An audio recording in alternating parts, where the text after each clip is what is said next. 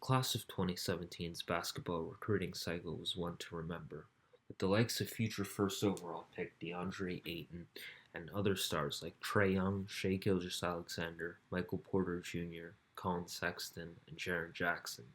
There was one other star-studded recruit that all these big-time schools and coaches zeroed in on, and that was Billy Preston. Now 7 years later, where Shai Gilgeous-Alexander is on the verge of being an MVP candidate and Trae Young is an all-star multi-million-dollar man in Atlanta, the real question is, whatever happened to Billy Preston? Billy Preston was born and raised for much of his youth in Southern California, but having a ball since birth, like most NBAers describe themselves, wasn't the case for him. Instead, Preston could be seen skating around the terrain of Redondo Beach as a kid, in skinny jeans and an F-shirt on a daily basis. But after a skating incident that required 10 staples to close a wound in his scalp, that skateboard was ditched and the basketball rolled in. With the help of his godmother, Preston thrusted into the basketball scene, playing in countless AAU tournaments and fine-tuning his unpolished game, and really learning to enjoy the grind and process of basketball from his godmother. Eventually, it would pay off.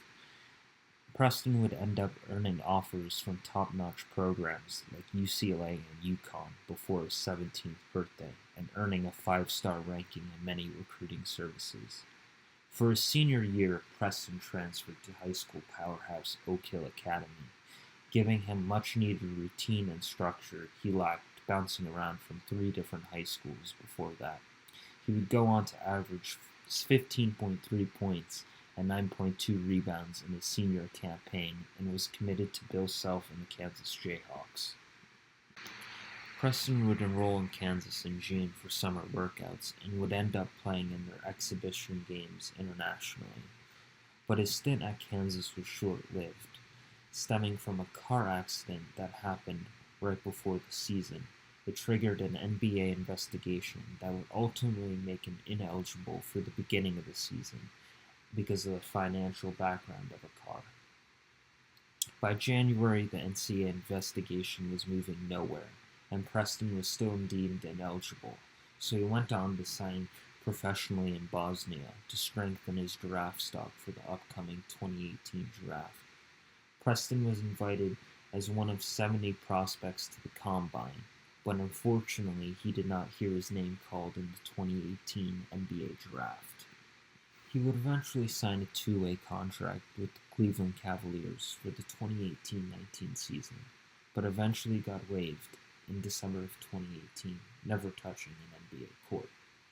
Following his release from Cleveland, he bounced around different G League organizations and has played professionally in the Dominican Republic, South Africa, and Canada. Most recently, Preston played in the TBT tournament, representing KU's Mass Streets. He mentioned in the media statement he's been practicing 24/7 and in great condition, and reason for playing in this tournament was a good way to reunite with former teammates and alumni while also getting on scouts' radars for overseas opportunities and a possibility to return back to the NBA. Billy Preston's story raises a different question.